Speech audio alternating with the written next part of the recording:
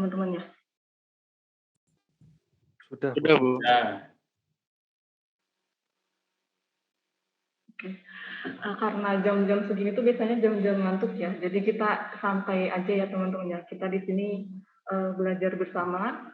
Di sini saya Ivana Oktavianita dan juga ada Mas Argo yang akan mendampingi saya pada penjelasan praktikum hari ini. Mas Argo ini lebih expert sebenarnya. Tapi nggak apa-apa, kita belajar bersama-sama ya di sini ya. Oke, sebelumnya ada yang udah tahu belum sih kita tuh kira-kira mau ngapain di sini? Mau praktikum apa sih? Ada yang mau mencoba memberikan gambarannya? Siapa tahu ada yang udah baca-baca modul gitu.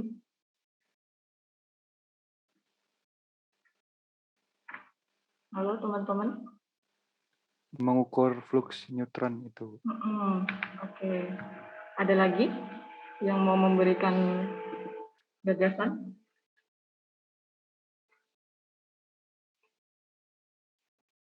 Nggak ada ya. Oke, jadi intinya pada praktikum hari ini ataupun praktikum minggu depan itu kita mau mengukur flux atau mengukur kuantitas ataupun populasi neutron yang ada di reaktor Kartini. Intinya itu ya teman-teman ya. Oke, langsung saja kita masuk ke latar belakang.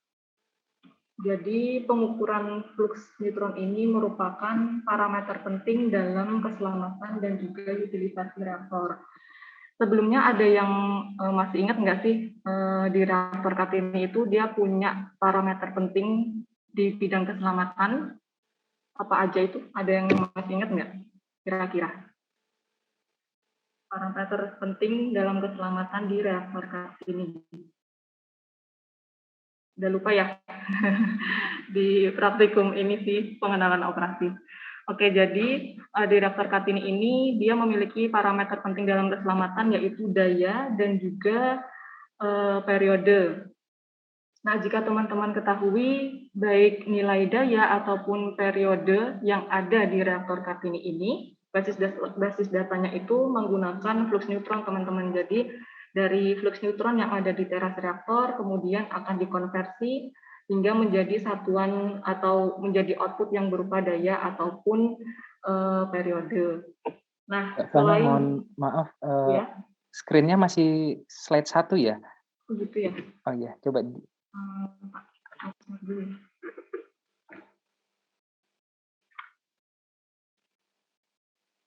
Gimana Mas? Udah ya? Ya, ini benar. Oke. Oke, sip. Maaf ya teman-teman, saya nggak tahu. Oke, jadi selain flux neutron itu sebagai parameter penting dalam keselamatan, flux neutron itu juga sebagai parameter penting dalam utilisasi atau pemanfaatan reaktor Kartini, khususnya di reaktor Kartini. Nah, seperti yang teman-teman ketahui bahwa reaktor Kartini ini merupakan reaktor non-daya ya, atau reaktor penelitian. Oleh karena itu, kita memanfaatkannya itu si flux neutronnya. Berbeda dengan reaktor daya. Kalau reaktor daya itu dia memanfaatkan panas yang nantinya itu digunakan untuk memutar turbin atau generator hingga dimanfaatkan sebagai PLTN. Nah, kalau untuk reaktor non-daya atau reaktor Kartini atau reaktor riset, dia itu memanfaatkan flux neutron. Nah, kapan sih pengukuran flux neutron itu dilakukan? Jadi, pengukuran flux neutron ini dilakukan setelah adanya perubahan konfigurasi teras reaktor atau burn up. Misal nih, di reaktor Kartini ini kan dia memiliki bahan bakar sebanyak 71 buah yang berada di ring A, ring B, ring C, C, D, E, A. Jadi ring A sampai F. Nah, ketika teman-teman itu merubah posisi atau letak dari bahan bakar, otomatis flux neutron yang ada di teras itu sedikit besar dia akan berubah atau berpengaruh terhadap nilai daya dan juga periodenya. Oleh karena itu, perlu dilakukan pengukuran flux neutron. Selain itu, ketika kita melakukan perubahan atau konfigurasi pada fasilitas iradiasi, itu juga kita wajib untuk melakukan perhitungan flux neutron kembali. Nah, setelah kita melakukan pengukuran flux neutron, maka diharapkan dapat menjamin keselamatan operasi dan juga optimalisasi dalam utilisasi atau pemanfaatan reaktor. Selanjutnya, oke. Nah, manfaatnya itu sendiri yang akan kita peroleh setelah kita mempelajari pengukuran flux neutron ini, para mahasiswa atau teman-teman nantinya mempunyai pengetahuan dalam prinsip pengukuran flux khususnya di reaktor Kartini. Jadi jika teman-teman ketahui bahwa metode yang digunakan untuk mengukur flux ini sebenarnya tidak metode baku ya teman-teman. Jadi ketika nanti teman-teman ini praktikum di reaktor Kartini, kemudian teman-teman itu melakukan kunjungan di reaktor PRSG Serpong ataupun di Bandung. Nah, bisa jadi metode yang digunakan untuk mengukur flux neutron yang ada di reaktor Kartini ini berbeda dengan metode yang digunakan di PRSG. Kemudian manfaat lainnya yaitu teman-teman diharapkan mampu melakukan pengukuran terhadap nilai flux di reaktor Kartini. Oke, ini adalah pokok bahasan yang akan kita pelajari bersama pada hari ini. Yang pertama yaitu flux neutron dan distribusinya pada teras reaktor. Kemudian metodenya apa sih yang akan digunakan dalam pengukuran flux neutron minggu depan nanti. Kemudian peralatan dan fasilitas apa saja yang akan digunakan dalam eksperimen, dan juga kita akan belajar tentang prosedur praktikum pengukuran flux neutron. Nah, sebelumnya ada yang bisa membantu saya nggak untuk menjelaskan reaksi fisi ya? Sepertinya ini bukan hal yang baru ya untuk teman-teman STTN ya. Siapa yang mau sukarelawan ingin menambah poin mungkin dari teman-teman? Reaksi pembelahan, Bu. Ya, bisa tolong dijelaskan ke teman-temannya. Ini Mas ya, Mas Davana Bawi ya? Iya, Bu. Oke. Mbak saja ya, saya masih muda. Oke, bisa tolong dijelaskan nggak, Mas Davana Bawi? Oh ya, ini jadi ketika ada neutron menumbuk uranium itu akan membelah menjadi beberapa uranium yang lainnya, beberapa energi radioaktif lainnya. Ya, ini plutonium sama barium, terus menghasilkan energi juga dan menghasilkan neutron juga. Oke. Udah pinter ya kayaknya ya. Oke, benar seperti yang dijelaskan oleh Mas Dava Nabawi ya. Saya ulangi lagi ya. Jadi ketika ada sumber neutron ini bisa berasal dari sumber neutron. Kalau di reaktor Kartini itu kita menggunakan AMBE, americium beryllium, atau juga neutron yang berasal dari hasil fisi. Nah, ketika neutron ini bertemu dengan inti atom, dalam hal ini adalah uranium 235, karena bahan bakar di reaktor Kartini ini menggunakan uranium 235. Nah, neutron ini dia akan berinteraksi atau menabrak atau menembus si inti atom. Nah, kenapa dia bisa menembus si inti atom? Karena dia itu tidak bermuatan, teman-teman. Si neutron ini kan sifatnya kan netral ya, atau tidak bermuatan, sehingga dia memiliki daya tembus yang tinggi, sehingga dia itu mampu untuk menabrak si inti atom uranium 235. Nah, setelah si uranium 235 ini berinteraksi dengan si neutron, otomatis dia kan ketambahan satu nomor massa, sehingga inti atomnya itu menjadi tidak stabil, instabil nukleus. Oleh karena itu, dia akan mengalami pembelahan menjadi atom-atom yang sifatnya itu lebih stabil. Dalam hal ini, pembelahan ini menjadi KR36 dan juga barium 56. Nah, jika teman-teman bisa ketahui, di sini kan nomor massa KR kan 92 dan barium ini kan 141 ya. Kalau di total ini kan masih 233. Oleh karena itu, dia akan melepaskan 3 buah neutron dan juga sejumlah energi. Nah, untuk di reaktor Kartini, kita itu tidak membutuhkan energi yang berupa panas ini. Oleh karena itu, panas itu akan dibuang. Nah, Kalau dari slide ini itu kan kita sudah jelas ya teman-teman ya. Dari satu neutron dan satu inti atom ini akan menghasilkan 3 buah neutron. Nah, sedangkan kenyataannya itu di reaktor Cassini ini dia memiliki banyak neutron dan juga banyak inti belah atau banyak uranium. Oleh karena itu, pada praktikum minggu depan kita akan menghitung berapa sih jumlah neutron yang ada di reaktor Cassini.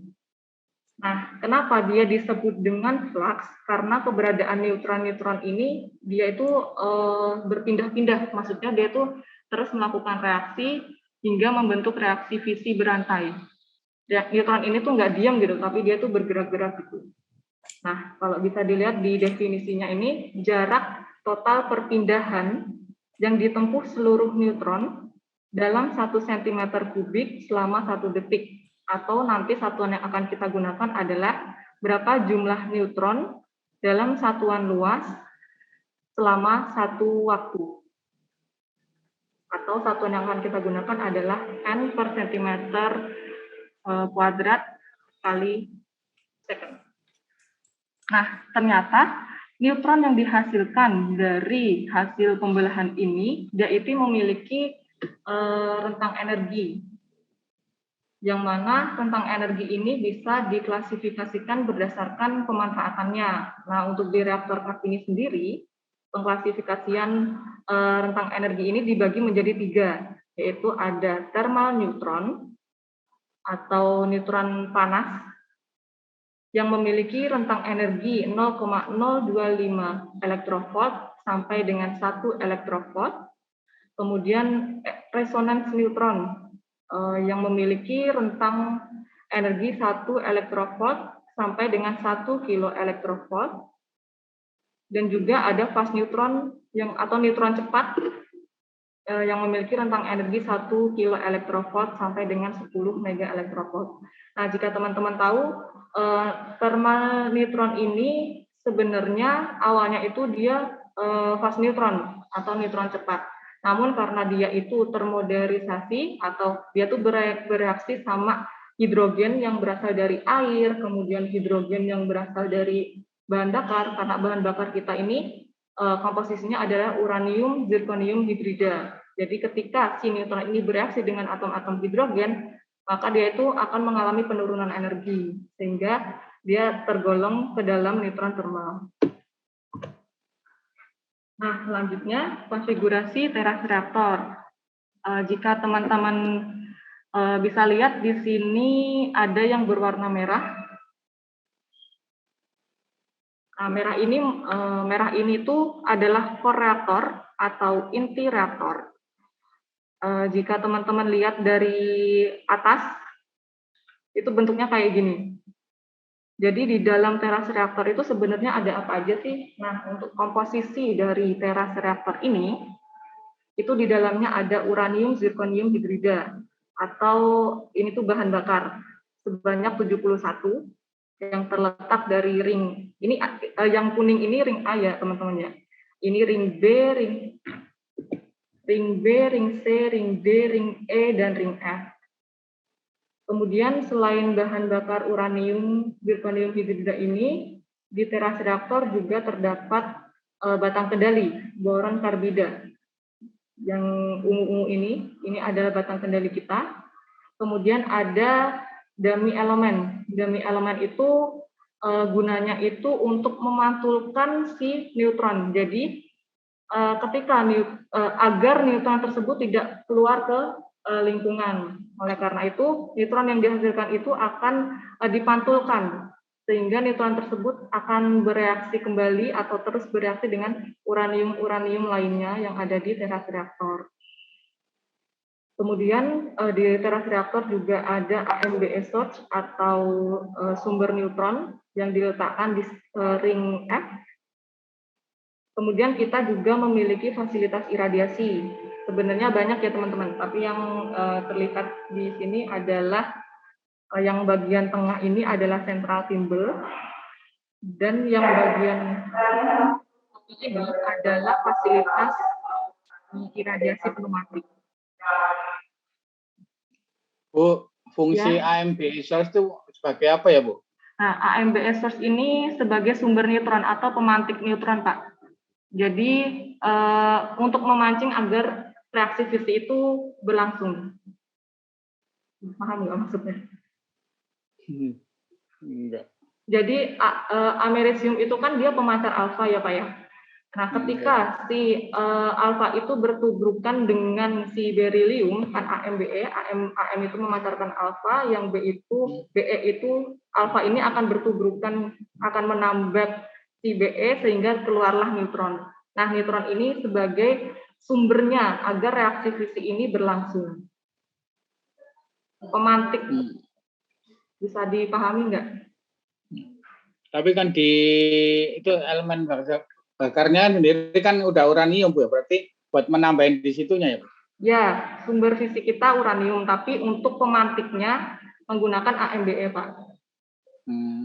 Mungkin pakai analogi korek gas kali ya, Mbak Fana ya. Jadi, nun sewu, Pak, kami mau menambahkan kalau korek gas itu kan ada gasnya, kan cuma gas nggak bisa terbakar ya, Pak ya. Iya. Nah, harus digesek ya, Pak ya. Nah, digesek timbul percikan. Nah, itulah dari percikan kecil itulah baru kemudian bisa apinya bisa menjadi besar. Jadi bahan percikan itulah yang di reaktor kita menggunakan sumber neutron, Pak. Gitu, Pak. Oke. Ya, makasih. Terima kasih Mas Argo.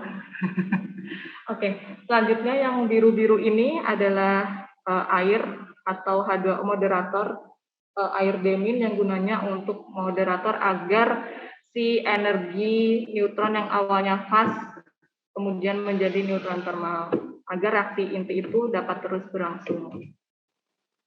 Nah, selanjutnya teman-teman bisa lihat di sini ada dua grafik di mana sumbu X ini adalah jarak dari center dan sumbu Y ini adalah nilai thermal flux. Kalau digambarkan dia seperti ini. Bentar.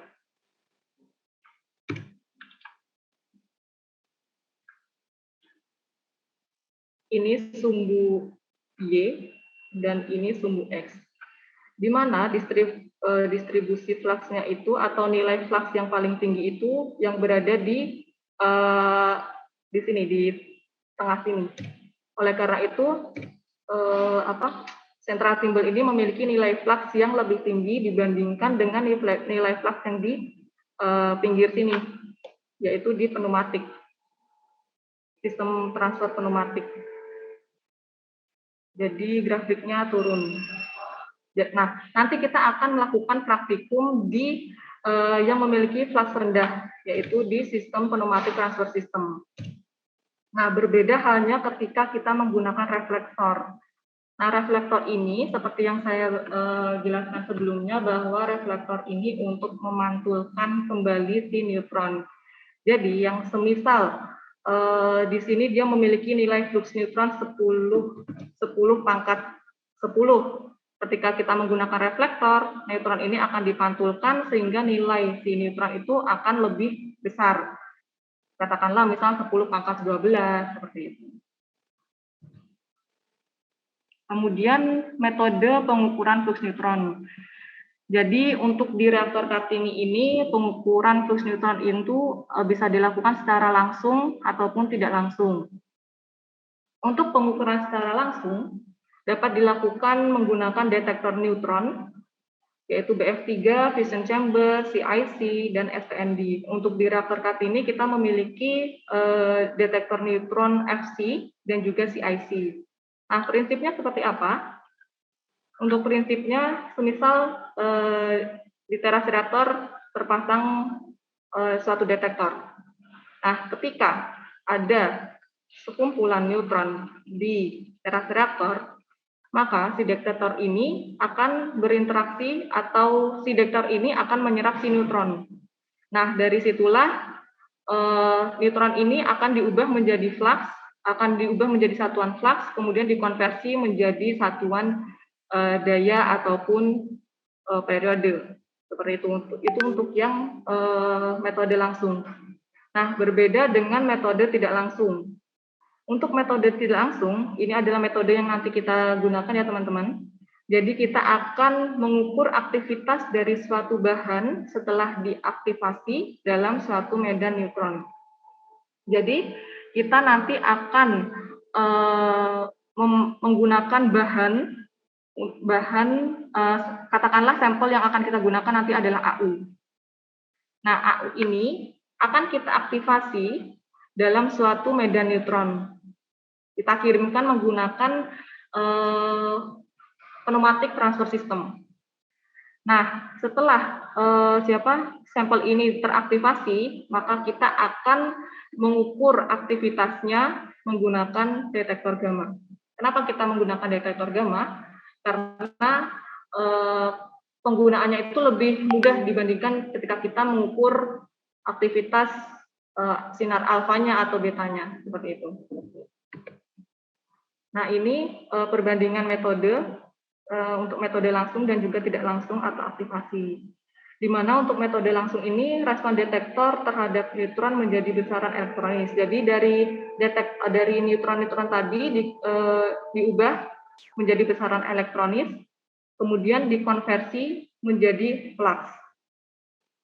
Nah, metode langsung ini termasuk sulit karena membutuhkan modul-modul lainnya, modul ada seperangkat alat gitu. Nah, dan digunakan dalam, kenapa dia meskipun rumit tapi dia digunakan dalam sistem instrumentasi kendali, karena responnya itu cepat. Jadi kita dapat membaca nilai daya dan juga periode itu langsung. Hasilnya langsung ketahuan. Nah, berbeda dengan metode tidak langsung.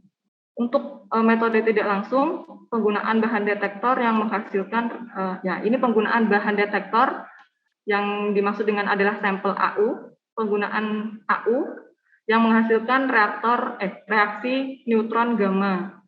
Nah, kenapa kita menggunakan AU? Karena AU itu memiliki interaksi yang baik ya dengan neutron dan juga gamma. Kemudian radioaktivitas dicacah menggunakan detektor, bisa menggunakan isian gas, sintilasi, atau semikonduktor. Tapi untuk di praktikum kali ini kita akan menggunakan detektor isian gas. Kemudian metode tidak langsung ini prosesnya sederhana dan dapat digunakan untuk eksperimen. Oleh karena itu pada praktikum kali ini kita akan menggunakan metode yang tidak langsung. Nah, ini adalah gambaran ketika yang seperti yang saya jelaskan sebelumnya, yaitu dengan metode langsung pengukuran daya pada SIK reaktor Cassini. Jadi ketika ada neutron, ini kan detektor SI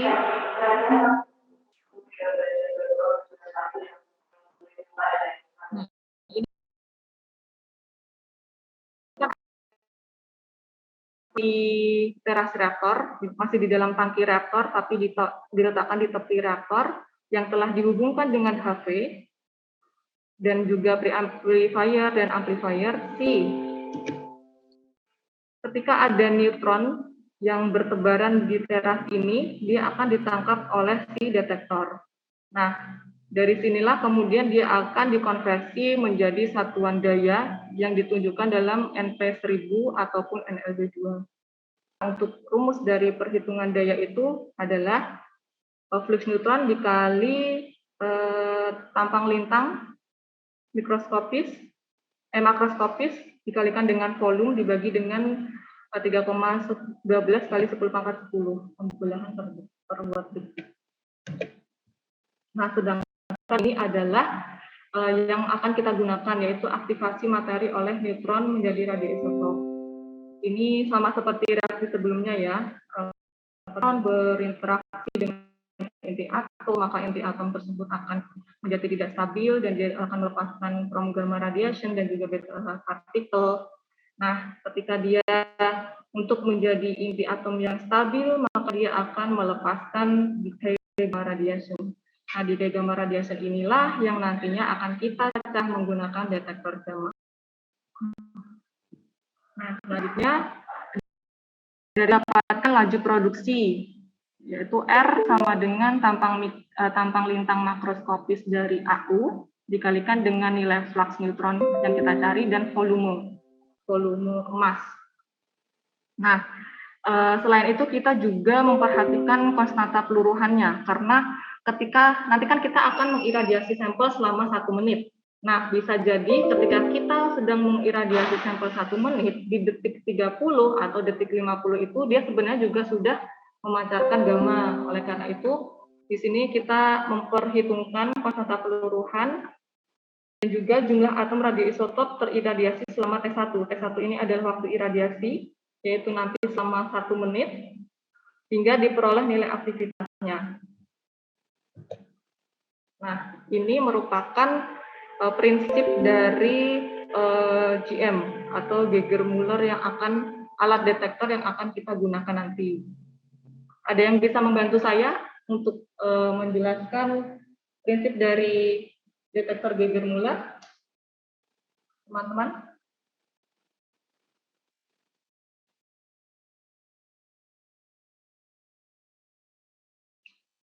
Halo teman-teman, pada tidur ya? Ngantuk ya? Enggak, Bu. Enggak. Mas Riki bisa membantu saya nggak? Iya, Bu, saya coba. Bu. Oke. Mbak. Ya, jadi Geiger-Müller itu kan isian gas, detektor isian gas. Berarti menggunakan gas sebagai partikel yang berinteraksi dengan ini aktivitas sumbernya ini. Terus nanti ketika radiasi ini bersentuhan dengan gas yang ada di GM itu, nanti akan ada ion yang dihasilkan. Nah, ion itu nanti ada yang ditarik ke anoda sama katoda untuk menjadi pulsa listrik. Oke. Terus Kegunaan GM inverter di sini buat apa? karena hasil dari pulsa listrik dari GM ini kan pulsanya negatif, untuk GM inverter ini nanti jadi positif gitu. Oke. Terus pembentuk pulsa ini berarti untuk membentuk biar bisa diolah oleh counter dan timer. Kayaknya udah pada jago ya. Udahlah, nggak usah saya jelasin ya. Nah, selain itu juga kita harus memperhitungkan aktivitas terkoreksi.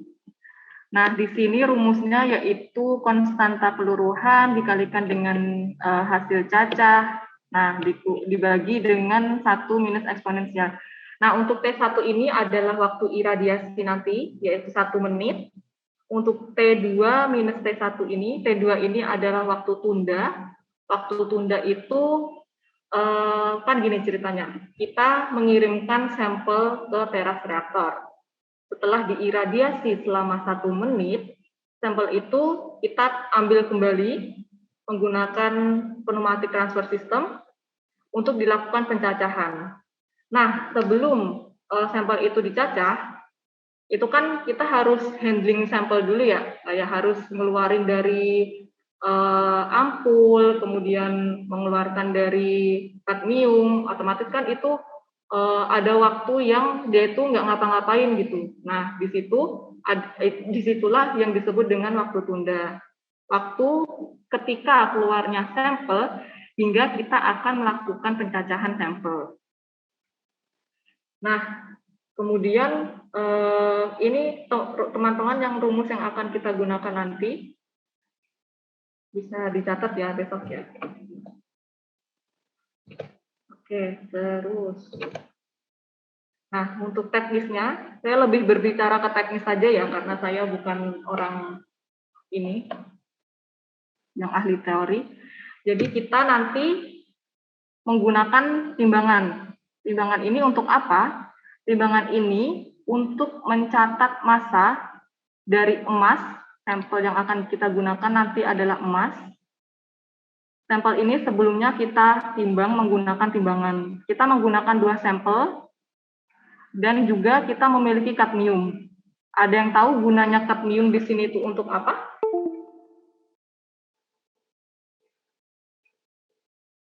Ayo, ada yang tahu nggak?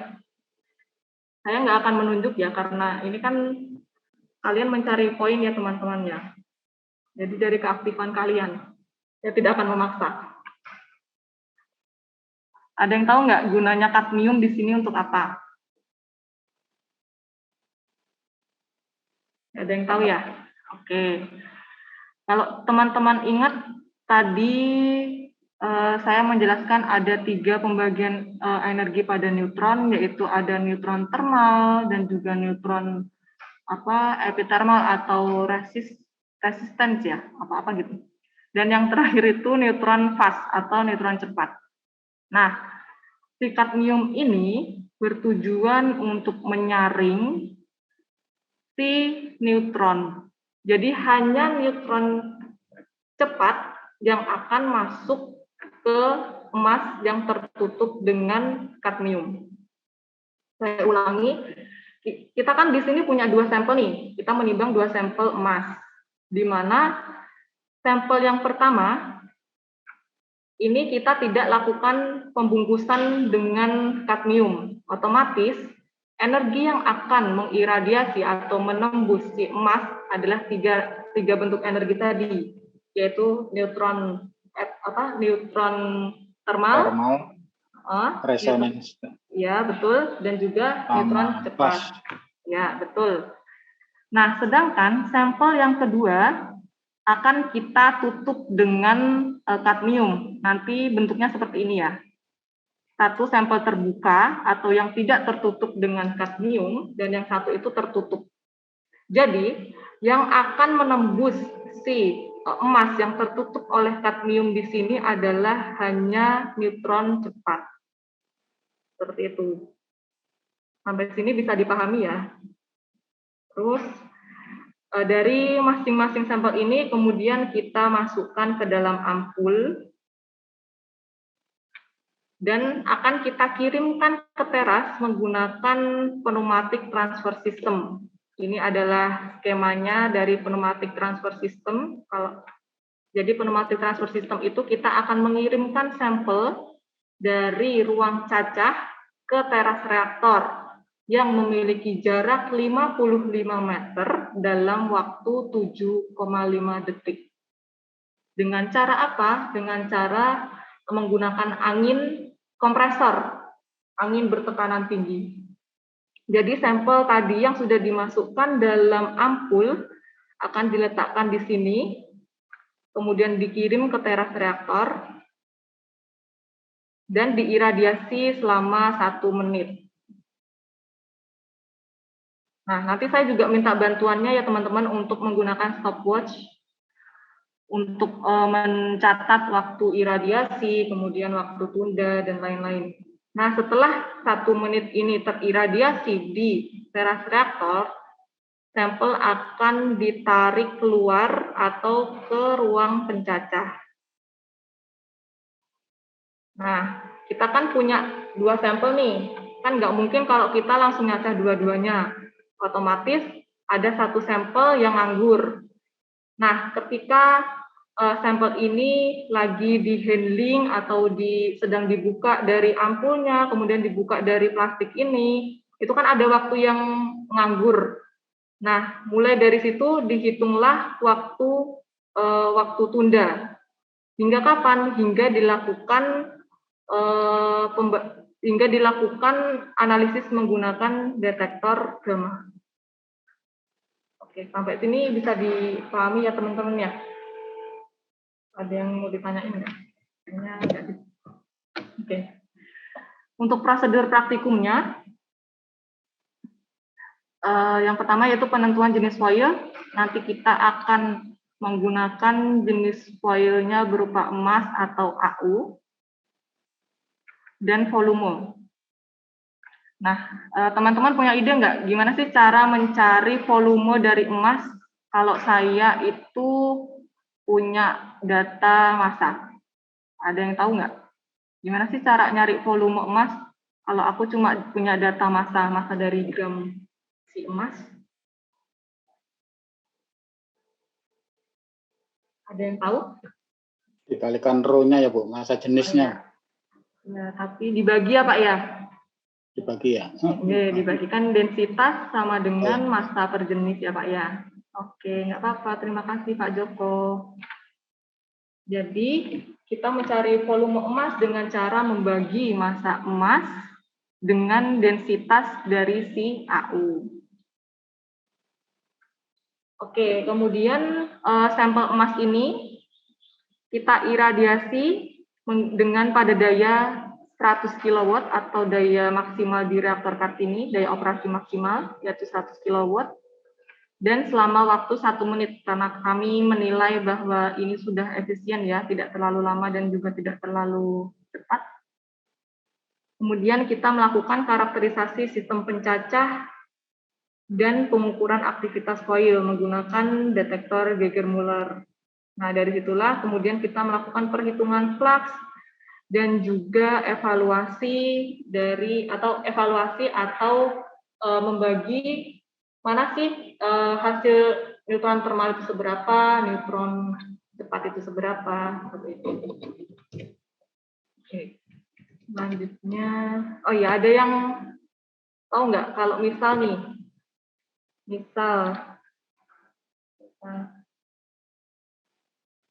saya kan punya 2 emas nih, di mana yang akan dihasilkan dari ini adalah neutron cepat. Nah, sedangkan untuk yang terbuka ini kan semua energi atau all energi yang akan menyerap si emas ini. Ada yang tahu nggak gimana sih cara kita mencari energi dari si neutron termal? Ada ide? Boleh disampaikan kalau ada?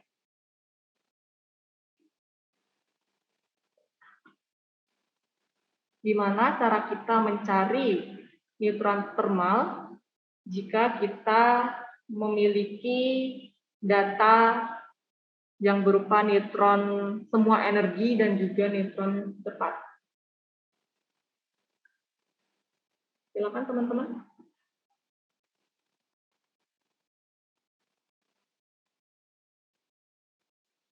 Dikurangi, Bu, berarti. Dikurangi. Gimana cara menguranginya? Apa dikurangi sama apa? Yang semua energi dikurangi yang energi neutron cepatnya. Benar ya, Mas Aziz ya. Makasih loh, sangat menyimak loh. Oke. Benar ya teman-teman, jadi untuk mencari neutron termal, nantinya kita mengurangi dari semua energi, dikurangi dengan neutron cepat. Nah, dari situlah kita akan mendapatkan nilai neutron termal. Kemudian saya punya contoh soal nih, biar sebagai gambaran sih.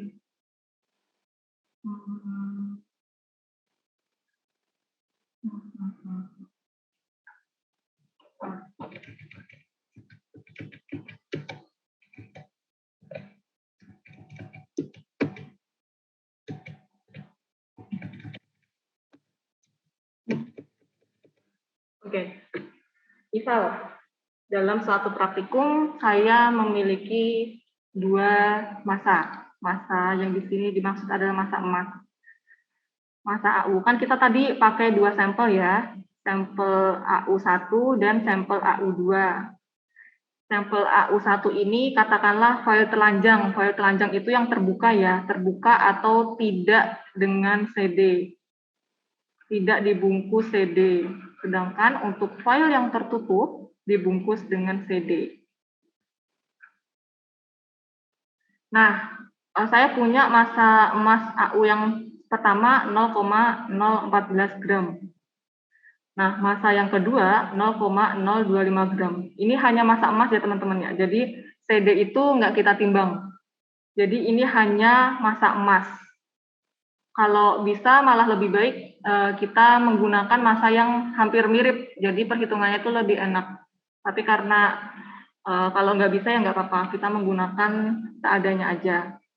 Kemudian misal saya mau mengiradiasi selama 5 menit. Kalau besok praktikum kita hanya iradiasi 1 menit, tapi kalau di soal ini kita mengiradiasi selama 5 menit. Nah, 5 menit ini dikonversi ke detik jadi menjadi 300 detik. Nah, di mana setelah sampel diiradiasi, maka sampel akan dikeluarkan dari teras dan untuk dilakukan pencacahan. Nah, sebelum dilakukan pencacahan, ada waktu tunda untuk sampel 1, yaitu sebesar 493 detik. Sedangkan untuk sampel yang terbungkus atau tertutup oleh CD, memiliki waktu tunda sebesar 1.550 detik. Nah, sampel 1 ini dicacah sebanyak 3 kali dan diperoleh rata-rata 663 TPS, dan yang untuk sampel kedua dicacah juga 3 kali agar mendapatkan hasil yang lebih presisi dan diperoleh nilai rata-rata 219. Nah, kenapa kok di sampel terbuka ini nilainya lebih besar, nilai cacahannya lebih besar? Karena energi yang menyerap si emas itu ada semua jenis energi ya, ada termal, ada cepat. Sedangkan untuk sampel yang terbungkus oleh CD hanya neutron cepat, sehingga nilainya lebih kecil. Selanjutnya, saya punya data. Emas mempunyai pik tunggal dengan energi 412,2 kiloelektrovolt. Dengan waktu paruh si AU ini adalah 2,7 hari, dan Rho atau densitas 19,3 gram per sentimeter kubik. Dan diperoleh juga nilai efisiensi detektor sebesar 0,00005. Dan juga saya mempunyai data tampang lintang makroskopis AU yang diperoleh dari tabel, atau kalau teman-teman bisa searching, silakan. Itu 5,84 kali 10 pangkat minus 24 cm persegi. Sehingga diketahui nilai konstanta peluruhan dari si AU, yaitu Len 2, ini adalah rumusnya ya teman-teman ya, Len 2 per waktu paruh. Len 2 ini nilainya adalah 0,693, bisa teman-teman hitung menggunakan kalkulator. Len 2 itu ada nilainya 0,693, dan dibagi dengan waktu paruh yang dikonversi ke detik, dikalikan 24 jam, 3.600 detik. Sehingga diperoleh nilai konstanta peluruhan 2,97 kali 10 pangkat minus 6 per second. Kemudian kita akan menghitung nilai flux. Nah, jadi rumus yang nanti akan kita gunakan adalah ini. Flux sama dengan konstanta peluruhan, tadi sudah kita hitung hasilnya dari yang ini 2,97. Bentar ya teman-teman ya.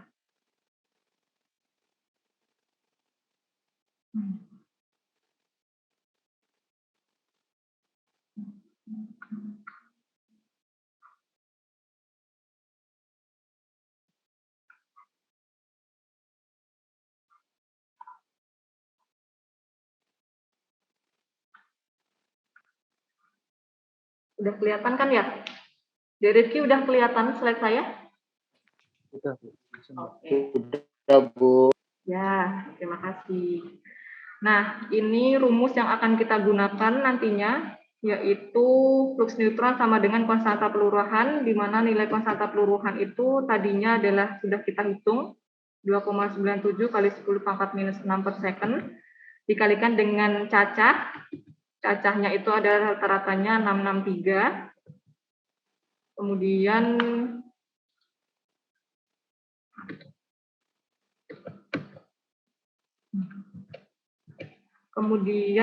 dibagi dengan efisiensi detektor. Efisiensi detektor sudah diketahui, ini besok kita berikan datanya sebelum praktikum. Efisiensi detektor tadi 0,00005, atau bisa dituliskan di sini, dikalikan dengan tampang lintang makroskopis dari si AU yang bisa di-searching, kemudian dikalikan dengan volume. Nah, volume AU ini diperoleh dengan membagikan massa dengan densitas atau Rho, sehingga diperoleh 5,16 dikali 10 pangkat minus 4. Kemudian rumus 1 minus E eksponensial ini. Nah, T1 ini merupakan waktu iradiasi. Waktu iradiasi itu tadi sebesar 300 detik.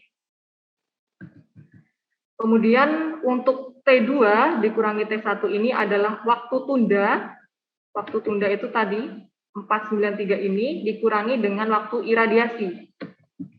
Waktu tunda dikurangi dengan waktu iradiasi. Waktu tunda dikurangi waktu iradiasi, yaitu hasilnya 193 detik. Nah, untuk yang ketiga ini T cacah. TC itu adalah T cacah atau waktu cacah. Nanti kita akan mencacah sampel dalam waktu 1 menit juga. Sehingga diperoleh nilai flux sedemikian. Untuk sampel 1 atau sampel yang telanjang atau AU saja yang tidak ditutupi oleh oleh CD.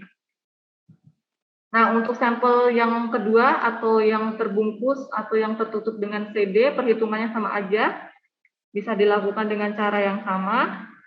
Dan untuk mencari nilai flux thermal, yaitu dari nilai flux total atau AU yang terbuka, dikurangi dengan flux yang tertutup CD atau AU yang terbungkus, sehingga diperoleh nilai flux thermal sebesar sekian.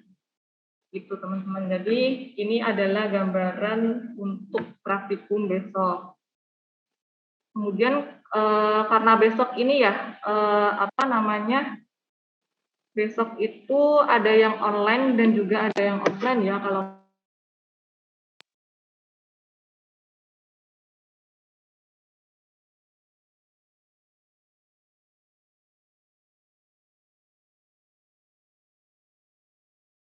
P1 2.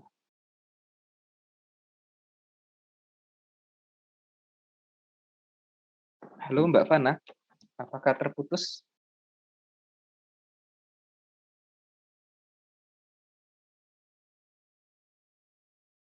Oke, kita tunggu sebentar ya teman-teman ya. Oke. Ya silakan Mbak Fana, sudah terlihat.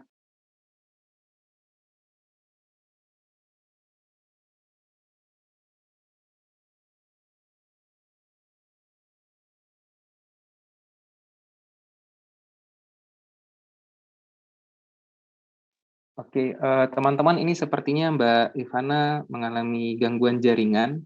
Kita tunggu sebentar lagi ya. Tadi Mbak Fana menyampaikan bahwa nanti pada saat pelaksanaan praktikum Selasa pekan depan, kita akan membagi ataupun ada sebagian teman-teman yang akan praktikum langsung di reaktor. Nah, karena memang kita memiliki beberapa fasilitas iradiasi ya. Tadi Mbak Fana sudah menyampaikan bagus sekali bagaimana teknik pengukuran flux neutron pada salah satu fasilitas iradiasi pneumatik transfer system. Maka nanti yang untuk teman-teman yang praktikumnya offline atau datang langsung ke reaktor, kita variasi lokasinya. Supaya nanti ada beberapa data yang teman-teman bisa bandingkan ya. Berapa sih nilai flux yang ada di fasilitas pneumatic transfer system dan berapa sih nilai flux yang ada di fasilitas iradiasi lainnya.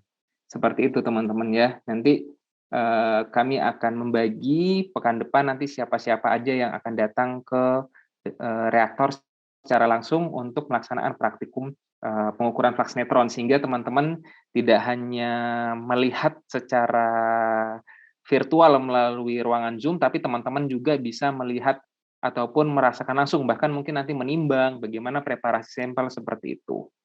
Ini memang idenya seperti itu supaya teman-teman paling tidak punya pengalaman merasakan langsung, tidak hanya dari visualisasi tapi juga ikut merasakan kondisi di mana reaktor bekerja, kemudian bagaimana kita menyiapkan sampel seperti itu. Mbak Fana, apakah sudah kembali Mbak Fana? Udah Mas Agus. Tapi sepertinya udah jelas ya, udah dijelaskan oleh Mas Agus. Enggak. Mungkin bisa didetilkan ini Mbak Fana. Lokasinya, titik lokasinya ya tadi yang Mbak Fana sudah menyiapkan gambar yang bagus tadi. Oke.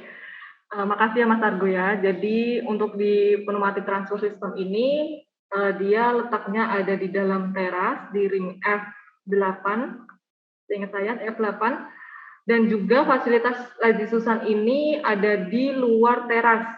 Ini totalnya ada 40.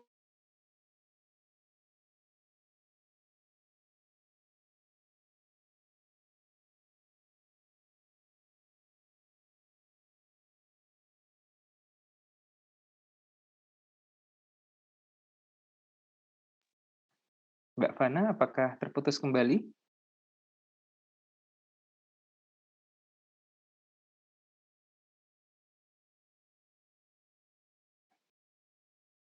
Teman-teman, apakah bisa terdengar suara Mbak Fana? Tidak, Pak. Oh, Suara tidak. Bapak ya. Tidak, Gih. Pak. Iya. Oke, nun sewu Pak, coba kami hubungi Mbak Fana dulu ya. Sepertinya, mohon maaf, sepertinya jaringannya jelek ya. Ini mungkin kena ini Pak Joko, apa namanya, efek kebakaran cyber kemarin nih Pak. Sempat down Oke, server di apa namanya jaringan Batan kami Pak kemarin. Iya, betul. Oke. Saya coba lanjutkan ya teman-teman ya. Jadi kalau untuk di lazy Susan itu, kita memasukin sampelnya itu masih manual menggunakan pancing. Jadi nanti teman-teman pergi ke hall reaktor, kemudian memasukkannya menggunakan pancing. Terus diiradiasi, kita pakai stopwatch yang benar-benar stopwatch, diiradiasi selama berapa menit, terus kapan sampel itu harus dikeluarkan, seperti itu. Untuk mengetahui perbedaan nilai flux baik di fasilitas pneumatic transfer system dan juga nilai flux yang ada di lazy Susan. Menurut teman-teman nih, nilai fluxnya nanti seperti apa? Ada gambaran nggak? Oh, yang di lazy Susan lebih besar nih, atau oh yang pneumatic yang lebih besar nih, atau seperti apa? Ada ide nggak?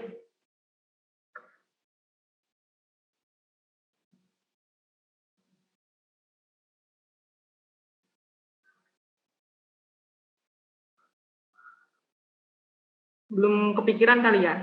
Ya udah, nanti kita buktikan saja minggu depan seperti apa hasilnya. Tapi kalau secara teori harusnya yang di pneumatik ini nilainya lebih besar ya teman-teman, karena dia berada di dalam teras reaktor. Udah, apalagi ya Mas Argo ya? Ini harus sampai jam 3 beneran nih. Mbak Fana, aku mungkin sedikit mengomentari tadi bisa ke PowerPoint ya. Jadi Mbak Fana tadi sudah bagus sekali menyampaikan teori terkait pengukuran flux neutron. Cuma mungkin tadi ada beberapa di PowerPoint bisa di-share kali ya, Mbak Fana ya. PowerPoint yang tadi itu, nah ini PDF-nya nanti teman-teman bisa memperoleh. Kemudian mungkin kami tadi ini juga apa namanya kesalahan kami, mohon maaf teman-teman ya. Tapi mungkin teman-teman nanti karena file ini nanti di-share nanti bisa di apa namanya diperbaiki ya. Ini kami tipe nih. Nah kalau teman-teman perhatikan, nah nilai flux. Nah kira-kira apa yang kurang nilai flux teman-teman? Tadi Mbak Fana sudah menjelaskan sebenarnya. Mbak Fana juga sudah tahu sebenarnya. Ini cuma menguji teman-teman saja. Untuk nilai fluxnya apakah ada yang kurang teman-teman?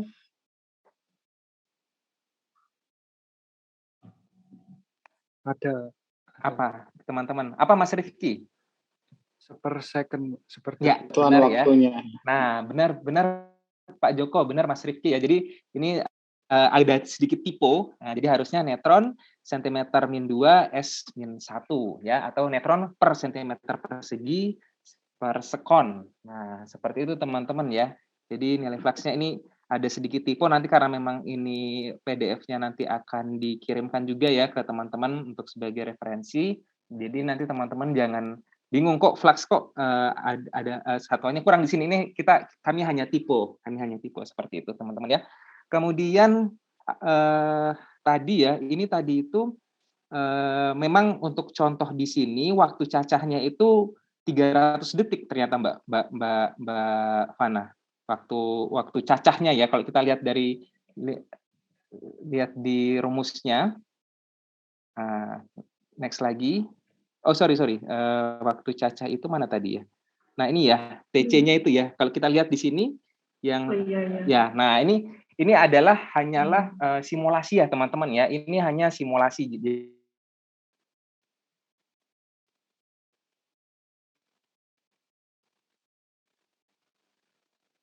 Fana di kursor itu adalah TC atau waktu cacah. Ini kebetulan contohnya adalah 300 detik ya. Nah, nanti kalau misalkan teman-teman pada saat praktikum kok cuma 60 detik maka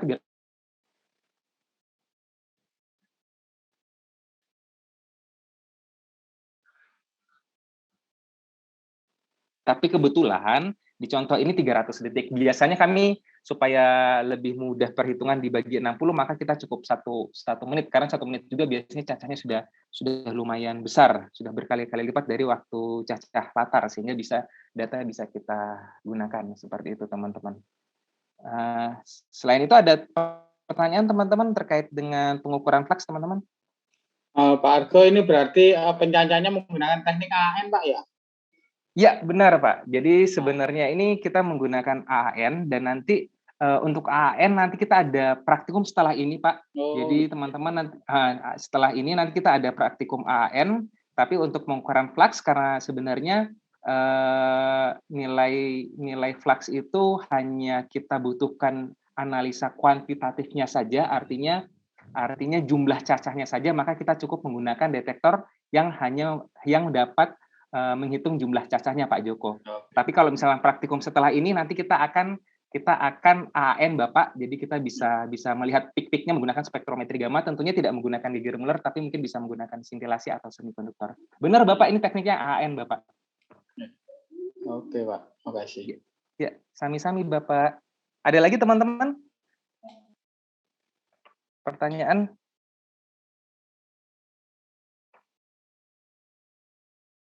Saya coba dikembalikan, Mbak Fana, di atas slide-nya sebelumnya tentang prosedurnya ya.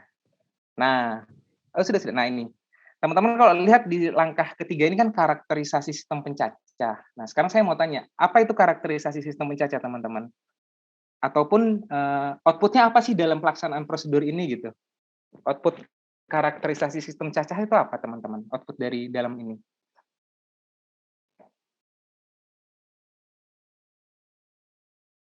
Berupa apakah karakterisasinya? Karena kebetulan kita menggunakan sistem pencacah detektor Geiger Müller, kira-kira output karakterisasi sebenarnya banyak ya. Kalau misalkan di Geiger Müller itu ada daerah platonya untuk penentuan tegangan kerja, tapi sebenarnya output yang mana yang kita butuhkan dalam menunjang pengukuran flux neutron ini, teman-teman? Mas Rifki punya ide, Mas Rifki? Atau Mas Dava Nabawi?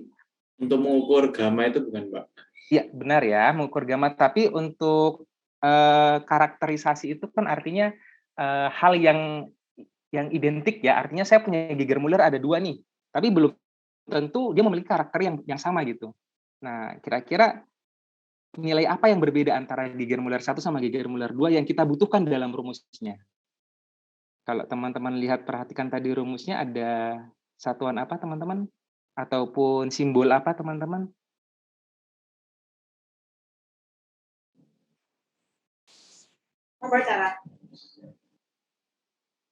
Simbol apa, teman-teman?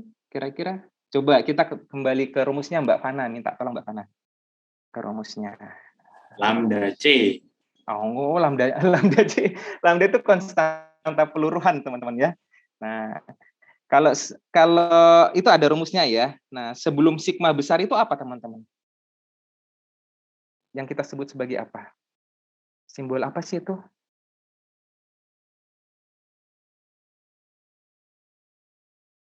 Itu besaran apa sih gitu, teman-teman? Tadi sudah disampaikan sebenarnya sama Mbak Fana sih, tapi kami ingin mengetahui apakah teman-teman paham nggak terkait dengan simbol itu. Kalau C kan teman-teman, oh nanti hasil cacahannya waktu teman-teman sudah tahu ya, ada T1, T2 min T1, TC, kemudian volume, tadi juga sudah disampaikan, ada yang juga menjawab ya, jadi Pak Joko tadi menjawab bahwa tinggal dibagi dengan row. Nah, kalau tampang makroskopik dari tabel atau database ya, nah kalau itu apa sih sebenarnya tuh teman-teman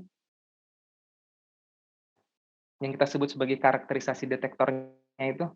Tadi itu efisiensi detektornya. Ya, benar ya Mas Rifki ya. Jadi kita punya Geiger Müller nih, misalkan kita punya Geiger Müller 1, Geiger Müller 2, Geiger Müller 3. Tetapi bisa saja nilai efisiensinya akan berbeda-beda. Jadi walaupun kita menggunakan detektor yang sama, tetapi kalau kita tidak memperhitungkan nilai efisiensi di masing-masing detektor, otomatis hasilnya tidak begitu akurat. Sekarang saya bertanya kembali ke Mas Rifki, tadi benar sih apa yang disebut sebagai efisiensi. Apa itu efisiensi detektor? Dan mungkin bagaimana cara mengukurnya ya? Kenapa? Seberapa penting sih itu? Kok harus kok harus dihitung atau dimasukkan sebagai faktor koreksi dalam perhitungan flux? Apa sih nilai efisiensi detektor itu? Nilai keakuratan dari detektor. Benar Bapak. Benar Pak ya, jadi nilai keakuratan. Namun kalau untuk mendapatkannya untuk teman-teman mahasiswa, kira-kira untuk menghitung nilai efisiensi bagaimana caranya teman-teman? Efisiensi. Atau bagaimana sih gitu teman-teman? Nilai efisiensi. Karena ini penting ya teman-teman ya. Jadi kalau nilai efisiensinya tidak sesuai, maka nilai flux yang diukur pun akan berbeda seperti itu. Teman-teman ada ide bagaimana mendapatkan nilai efisiensi? Oke ya, saya coba ini ya. Mbak Fana, saya mohon izin share screen ya Mbak Fana ya. Oke. Nah, saya akan share screen whiteboard terlebih dahulu. Nah, whiteboard saya sudah terlihat ya, teman-teman ya. Sudah terlihat teman-teman whiteboard saya? Sudah ya? Sekarang saya mau bertanya teman-teman, saya punya sumber radiasi berbentuk bulat seperti ini. Ya, kira-kira ya. Nah, kalau sebuah sumber radiasi seperti ini, ke arah manakah zarah radiasinya? Apakah hanya ke arah depan saja, teman-teman? Kemana saja? Kemana saja, benar sekali Bapak ya. Zarah radiasi itu dia ke arah kemana saja. Ya, misalkan dia memancarkan 4 zarah radiasi per detik ke arah seperti ini. Ya. Tetapi detektor yang kita gunakan apakah bisa menutupi ini semua? Ternyata tidak kan teman-teman. Detektor yang kita gunakan biasanya kita taruh di arah depan seperti ini. Nah, artinya walaupun si reaktor atau si sumber radiasi ini memancarkan 4 peluruhan per detik, tapi ternyata yang ditangkap detektor itu cuma 1 teman-teman.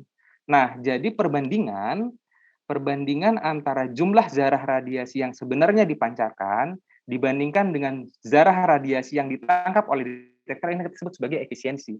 Gitu teman-teman ya. Paham ya?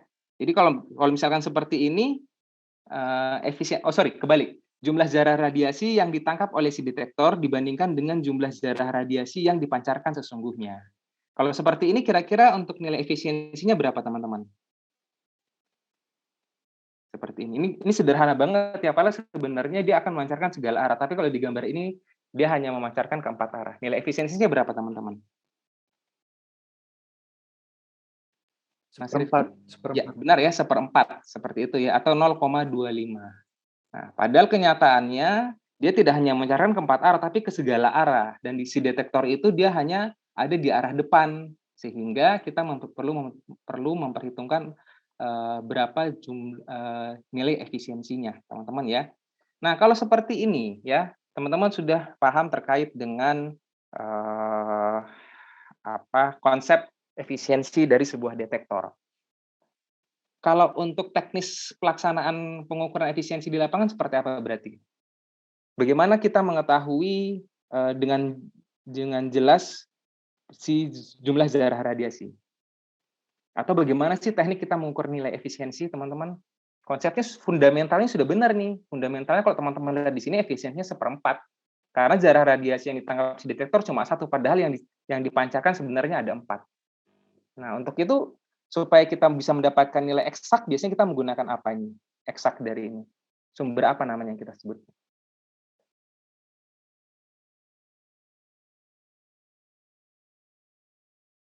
Sumber X. Kalau sumber X kan kita tidak tahu kan? Nah, kita tidak tahu sebenarnya seberapa besar sih yang kita cacah gitu. Berarti langkah yang kita gunakan, kita harus menggunakan sumber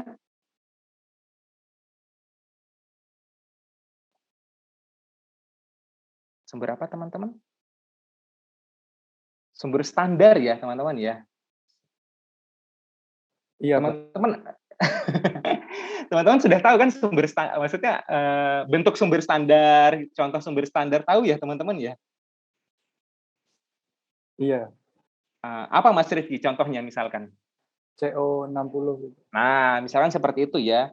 Nah, kenapa kita sebut dengan standar? Karena sumber standar itu biasanya diproduksi dalam sebuah reaktor atau sebuah akselerator, dan nantinya akan kita ketahui berapa nilai aktivitasnya. Nah, yang kita sebut sebagai anol, ya.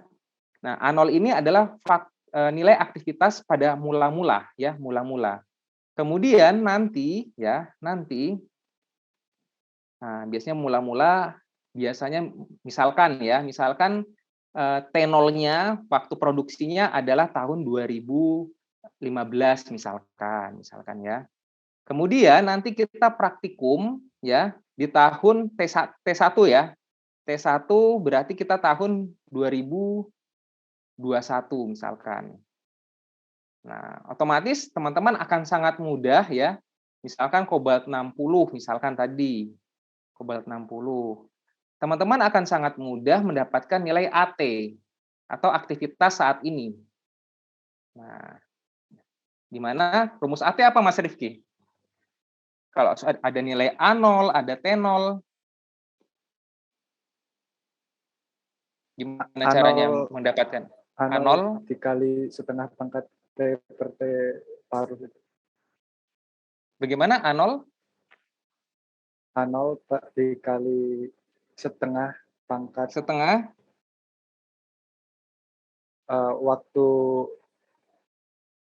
waktu ininya peluruhannya. Waktu peluruhannya berarti delta T-nya berarti ya? Iya, selisihnya.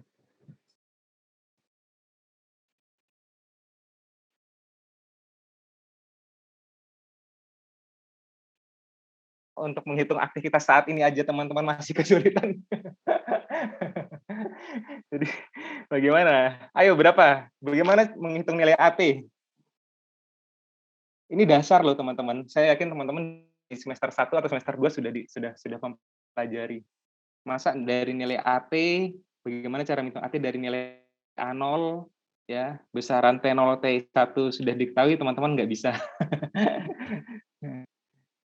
Ayo, gimana rumusnya?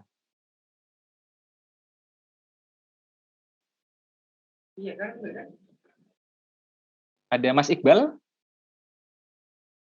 Iya, Pak. Ya, gimana? Tadi open mic ya. Bagaimana menghitung nilai AT?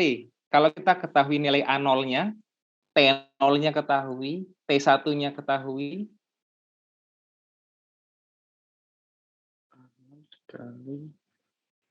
Dikali, ayo, saya punya sumber radiasi diproduksi tahun 2015.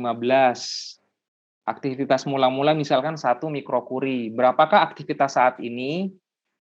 Jika memang dia kobalt 60 ya, kobalt 60 T setengahnya berarti 5, sekian tahun ya. Iya. Nah, bagaimana rumusnya gimana? Ayo, teman-teman nanti sebagian akan bekerja sebagai petugas proteksi radiasi. Nanti akan menggunakan sumber di kamera gamanya. Biasanya pakai iridium 192. Bagaimana teman-teman ketahui nilai AT kalau teman-teman nggak bisa ngitung nilai AT? Ini fundamental sekali sebenarnya teman-teman. Ayo Mas Rifki, bagaimana rumusnya Mas Rifki? Bukannya benar yang tadi itu Pak, makanya Gimana? setengah pangkat T per T paruh T per T setengah itu. Setengah dikali pangkat waktu peluruhan per waktu paruh. Iya. Iya, berarti delta T ya. Iya. Nah, dibagi waktu paruh. T setengahnya ya. Iya. Nah, seperti itu.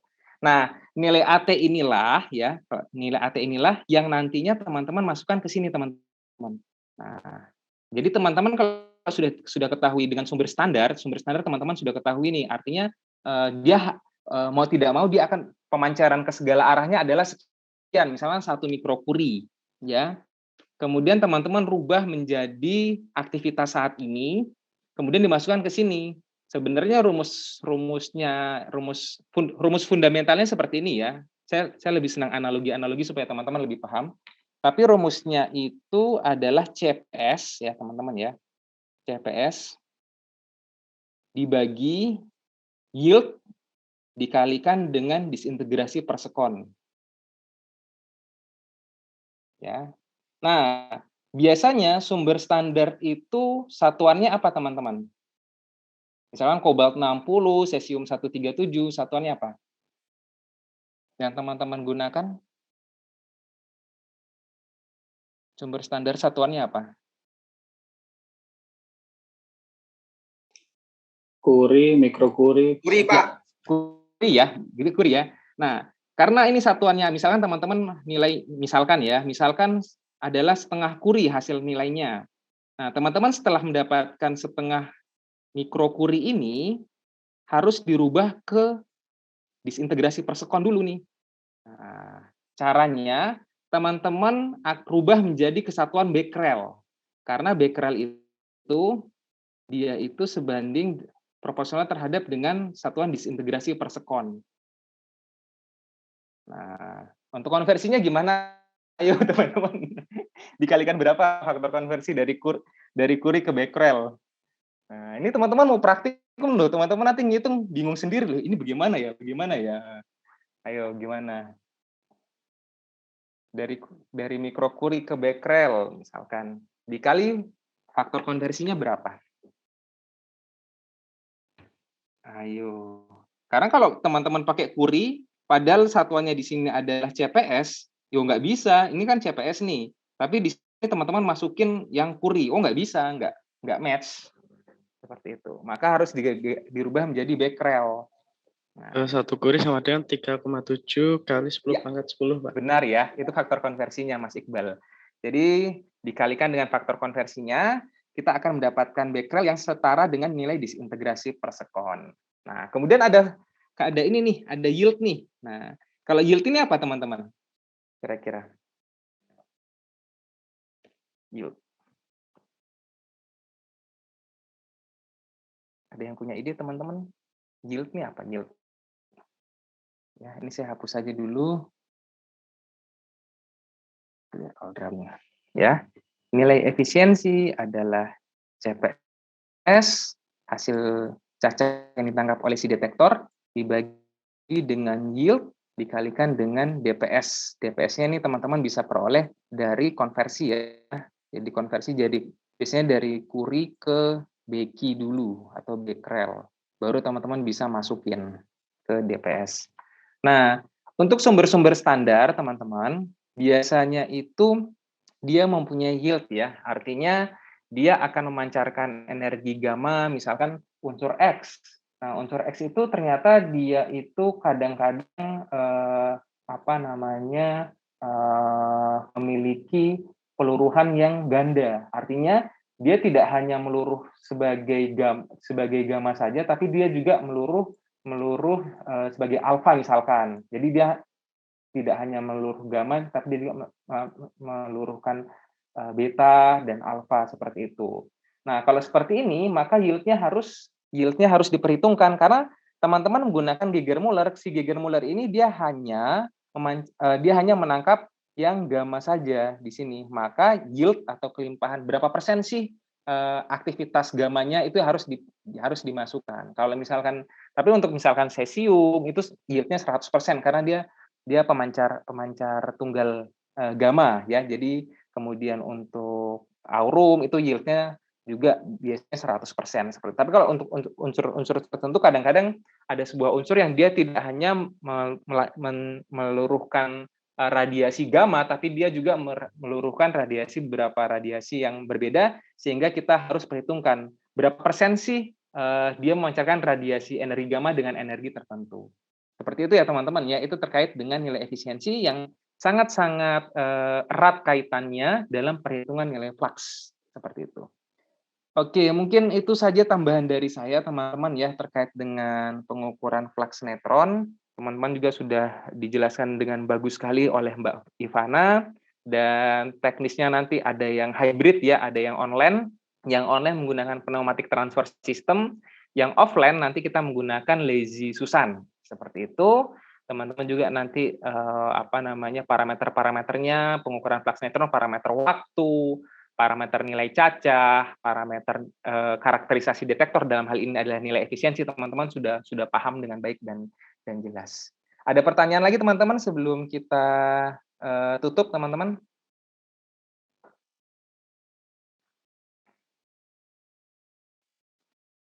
Pak Argo mau nanya sedikit nih, Pak. Ya, silakan Bapak. Dalam pengukuran flux neutron ini, kenapa yang Oke. diperhitungkan caca gamanya, Pak ya? Kok caca neutronnya nggak diperhitungkan, Pak ya? Karena kan Ya. yang kita amati sebenarnya kan neutronnya, Pak ya? Benar Bapak.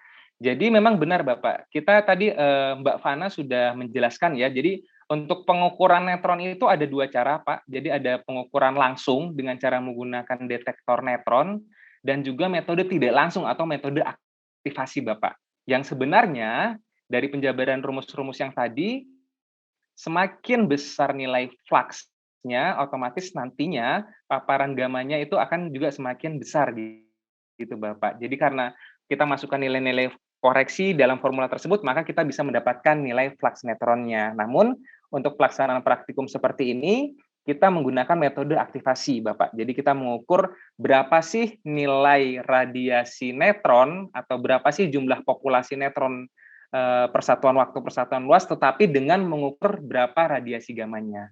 Benar, Bapak, ini adalah metode tidak langsung, Pak. Makasih, Pak. Sami-sami, Bapak. Ada lagi, teman-teman?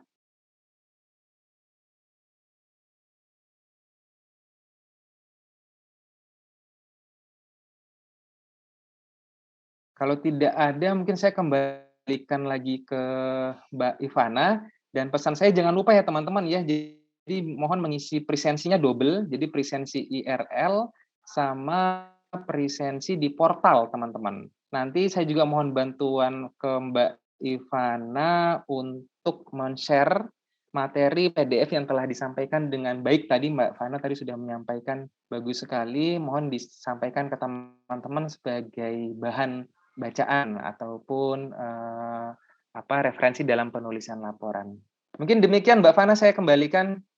Oke, terima kasih banyak Mas Argo. Sebentar saya coba share ini ya, PDF-nya ya.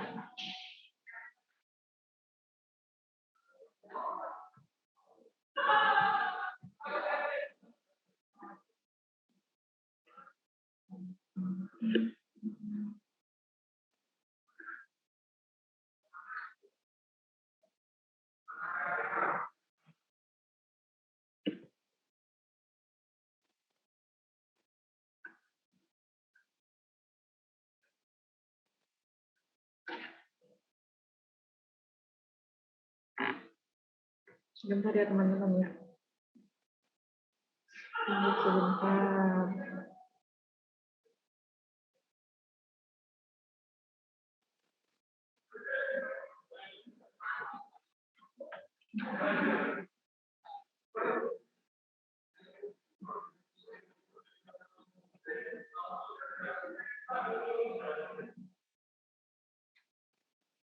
Sembari menunggu Mbak Ivana, teman-teman juga sebenarnya bisa mengunduh ya. Jadi materi PowerPoint-nya nanti Mbak Ivana share melalui chat, kolom chat dalam ruangan Zoom ini dalam format PDF. Teman-teman juga sebenarnya bisa mengakses materi kami yang sudah kami cantumkan di website kami ya, di irlkartini.batan.go.id. Nah, di situ nanti kalau teman-teman sudah login sesuai dengan username dan password yang telah diberikan, itu teman-teman bisa sudah bisa mengakses, mendownload ya, mendownload materinya yang bisa digunakan dalam pembuatan laporan. Seperti itu, teman-teman. Nah, di kolom chat ini sudah masuk ya, teman-teman ya. Jadi penjelasan pengukuran flux neutron tadi, PowerPoint yang telah disampaikan dengan baik dan jelas oleh Mbak Ivana. Nanti teman-teman bisa gunakan dalam tambahan materi terkait dengan pengukuran flux neutron dalam pembuatan laporan. Terima kasih Mbak Ivana. Terima kasih Mas Argo. Ya, teman-teman sudah saya share ya. Silakan di-download, dibaca-baca untuk materi praktikum minggu depan. Biar nggak blank-blank banget gitu. Enggak, teman-teman tadi sudah aktif banget.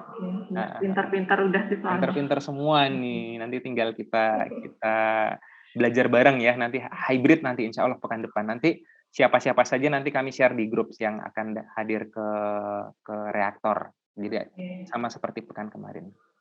Monggo Mbak Fana, kalau sudah, kalau nggak ada mungkin kita tutup ya Mbak Fana ya. sepertinya kita cukupkan segini dulu deh ya. Ntar kita ketemu lagi minggu depan hari Selasa ya Mas Argo ya. Iya, Selasa benar siang kalau nggak salah. di jam yang sama, namun untuk yang offline kemarin bagus sekali tuh yang kemarin 5 rekan teman-teman hadir 30 menit sebelum pelaksanaan praktikum. Jadi nanti saya mohon 12:30 nanti yang terjadwal datang ke reaktor 12:30 kita bisa kumpul, karena saya khawatir nanti di UPN ada sedikit kendala misalkan ya, tapi saya yakin nggak ada kendala. Jadi waktunya nanti teman-teman jam 1 tuh sudah siap praktikum gitu. Kita tidak menunggu teman-teman yang offline lagi, tapi sudah langsung kita mulai praktikum. Jadi 12:30. Oke, kita cukupkan hari ini. Terima kasih Mas Argo, terima kasih teman-teman. Kita